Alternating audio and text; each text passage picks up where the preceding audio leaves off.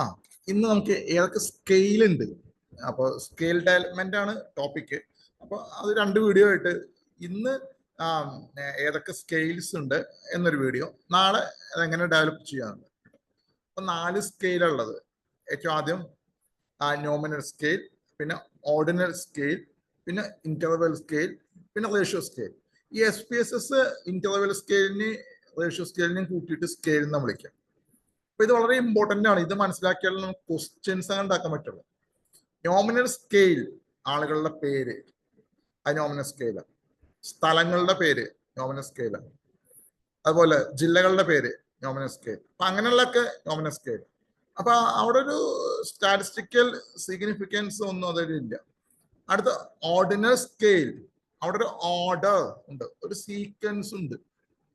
നിങ്ങൾ ക്ലാസ്സില് എത്രാമത്തെ പൊസിഷനിലുള്ള കുട്ടിയാണ്, +2 നിങ്ങളുടെ റാങ്ക് എത്രയായിരുന്നു. അപ്പൊ അങ്ങനെയുള്ള ഒരു ഓർഡർ കാണിക്കുമ്പോൾ അത് ഓർഡിനൽ സ്കെയിലാണ്.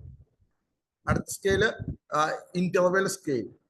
ഇന്റർവെൽ സ്കെയില് സാധാരണ സ്കെയിൽ പോലെ തന്നെയാണ്, റേഷ്യോ സ്കെയിൽ പോലെ തന്നെയാണ്. വ്യത്യാസം 0-ന് 0 എന്നുള്ള വിലയല്ല. അപ്പൊ വെള്ളത്തിന്റെ ടെമ്പറേച്ചർ അവിടെ 0 ഉണ്ട്, പക്ഷെ അതിന് 0 സാധാരണ 0 എന്നുള്ള വിലയല്ല. 0°C ആകുമ്പോൾ വെള്ളത്തിന്റെ ടെമ്പറേച്ചർ ഐസ് ആണ്. അപ്പൊ അവിടെ 0-ന് 0 അല്ലാത്തൊരു വില. അപ്പൊ അങ്ങനത്തെ സ്കെയിലാണ് ഇന്റർവെൽ സ്കെയിൽ. അവസാനത്തെ ടോപ്പ് സ്കെയിലാണ് റേഷ്യോ സ്കെയിൽ. റേഷ്യോ സ്കെയിൽ ആകുമ്പോൾ അവിടെ 0 ഉണ്ട്. 0-ന് സാധാരണ 0 എന്നുള്ള വില തന്നെയാണ്. ഇപ്പൊ സാലറി, വേജസ്, പ്രോഫിറ്റ്, അതുപോലെ തന്നെ ഹൈറ്റ്, വെയിറ്റ്, അതെല്ലാം റേഷ്യോ സ്കെയിലാണ്.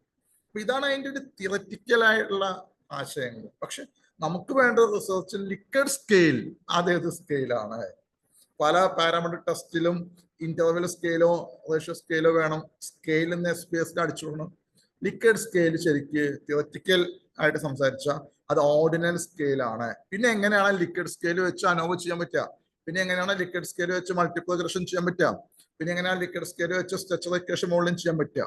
അതിനുള്ള ഒരു എക്സ്ക്യൂസ് എന്താണെന്ന് വെച്ചാൽ ഒരു ആവറേജ്. ഇപ്പൊ നമ്മളൊരു കൺസ്ട്രക്റ്റില് 4-5 ക്വസ്റ്റ്യൻസ് ഒക്കെ ഉൾപ്പെടുത്തുന്നുണ്ട്. അതിന്റെ ആവറേജ് എടുക്കുമ്പോൾ ലിക്വിഡ് സ്കെയിൽ ഇന്റർവെൽ സ്കെയിലിന്റെ ഗണത്തിലേക്ക് വരുന്നു എന്നൊരു ജസ്റ്റിഫിക്കേഷൻ ആണ് അവിടെ ഉള്ളത്. അപ്പൊ അതിന്റെ അടിസ്ഥാനത്തിലാണ് നമ്മൾ ഒരു ക്വസ്റ്റ്യൻ വെച്ചിട്ട് ഒരു ക്വസ്റ്റ്യൻ ലിക്വിഡ് സ്കെയില് മെഷർ ചെയ്തിട്ട് ഒരിക്കലും തന്നെ പാരാമീറ്റർ ടെസ്റ്റ് ചെയ്യാൻ പറ്റില്ല.